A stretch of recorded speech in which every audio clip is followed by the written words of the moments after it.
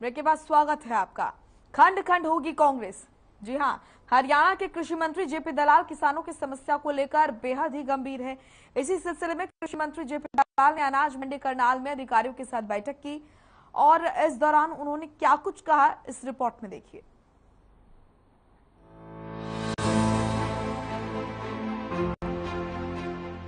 किसानों को हर संभव मदद पहुंचाने के प्रयास करने वाले कृषि मंत्री जेपी दलाल करनाल पहुंचे। इस दौरान उन्होंने अनाज मंडी करनाल में अधिकारियों के साथ बैठक की। खास बात ये रही कि कृषि मंत्री जेपी दलाल ने कृषि कानून पर भी खुलकर बात की। तूड़े का भाव इस बार जो है 10-12 रुपए किलो चल रहा है तूड़ा, जो पहले ऐसा भाव कभी नहीं हुआ। एक एकड़ का हमारे दक्षिण में मैंने देखा है कि 20-25 हज़ार रुपये खेत में ही खरीद लेते हैं प्रति एकड़। तो प्राइवेट खरीद भी हो रही है सर इस बार? प्राइवेट खरीद भी हो रही है, मंडी में कम हो रही है, जवानी सौदे ज्यादा हो रहे हैं। जब लिफ्टिंग होगी, माल आवागमन होगा, तब हम उनसे कहेंगे कि मंडी का टैक्स भी दो। सर कहा गया था सब्जी और फलों का जो है उस पर मार्केट फीस नहीं ली जाएगी, लेकिन करके अधिकार ले लिया है कि मंडी खरीद होने के बाद उनके डेलीगेशन को हम बुलाएंगे, उनसे तालमेल करके उनकी बात को सिरे चढ़ाएंगे। किसानों की पेमेंट 72 घंटे में इस बार होगी। हमारी कोशिश ये है कि 72 घंटे में हो भी रही है, और हमने पोर्टल बनाया है कि जो नहीं हो रही है तो उसको ब्याज देंगे, और जो अधिकारी इस मामले में जिम्मेदार होगा उसके खिलाफ एक्शन लेंगे। सर मंत्री जी, सरकार द्वारा पारदर्शिता की बात की जाती है, लेकिन हर बार ऐसे खरीद एजेंसियों के ऐसे इंस्पेक्टर को लगा दिया जाता है जिन पर बार बार आरोप लगते हैं। उन पर किसानों ने आरोप लगाए हैं, मंडी के आड़तियों ने आरोप लगाए हैं, बार बार उनको लगाया जाता है। क्या कहेंगे? कई तरह के उनके ऊपर मामले दर्ज है, मामले दर्ज होने के बावजूद भी उनको ही लगा दिया गया। नहीं, देखिए, स्टाफ के मामले दर्ज होंगे वो एक अलग विषय है, उसके खिलाफ कार्रवाई करेंगे, रिकवरी करेंगे, सस्पेंड करेंगे। लेकिन ये नहीं है कि मामले दर्ज हो जाए तो उसको घर बैठे सैलरी दें। काम तो उनको लेंगे, बेईमानी नहीं और भी इंस्पेक्टर हैं, उनकी ड्यूटी नहीं, सभी की ड्यूटी लगी है। इसके रिक्वायरमेंट के वक्त में हमारे 3-4 विभाग हैं। मंडी बोर्ड मंडी की व्यवस्था देखता है, खरीद के लिए हमारे एफेड है, फूड एंड सप्लाई है, और हमारा वेयर हाउसिंग कॉर्पोरेशन है। गोदाम के लिए हमारा एफेड है, वेयर हाउसिंग कॉर्पोरेशन है। तो सभी विभाग मिलकर के काम करते हैं, और इसकी कोऑर्डिनेशन, पेमेंट की कोऑर्डिनेशन फूड एंड सप्लाई करता है।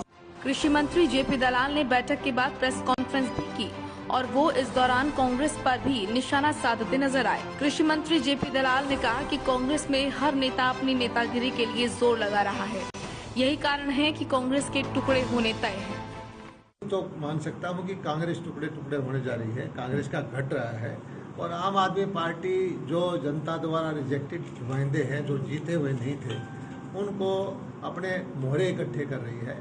लेकिन लोकतंत्र के अंदर इन मोहरों से राजनीति नहीं होगी, जनता के आशीर्वाद से होगी। जनमानस जिसके साथ होगा वही चलेगा।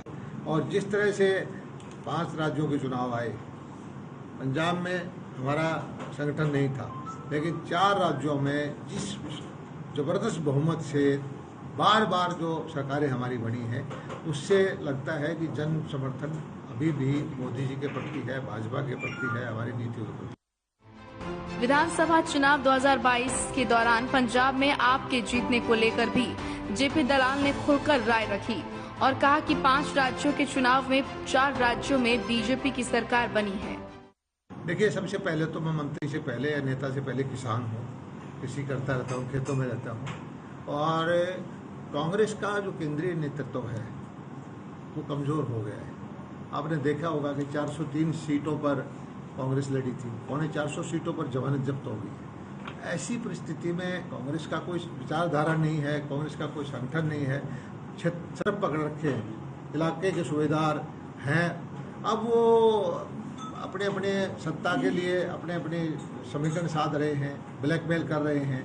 और मैं तो बहुत दिनों से कहता आ रहा हूँ कि कांग्रेस के टुकड़े होना निश्चित है, कांग्रेस टुकड़े टुकड़े में बढ़ जाएगी, भगदड़ मचना निश्चित है, समय की बात है। कल परसों बयान दिया हमारे राहुल गांधी जी ने, मैं तो सोनिया गांधी को मुख्यमंत्री बनाना चाहता था, उसको मायावती जी को मुख्यमंत्री बनाना चाहता था।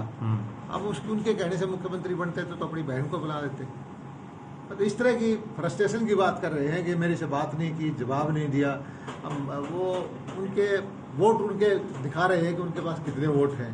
ऐसे में अब देखना होगा कि जेपी दलाल के इन वारों पर कांग्रेस और उनके ही सहयोगी मंत्री कब और क्या पलटवार करते हैं।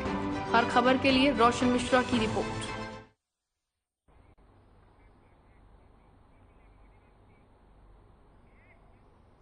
कृषि मंत्री जेपी दलाल भिवानी अपने आवास पर पहुंचे थे।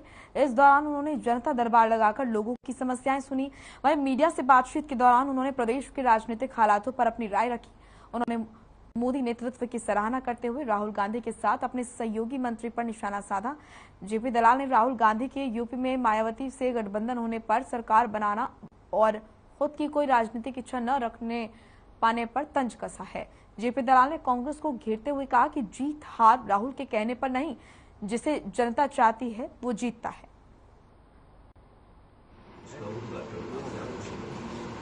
इस सारी दुनिया में हलचल मची हुई है, तो कोई ऐसा देश नहीं जो प्रभावित ना हो।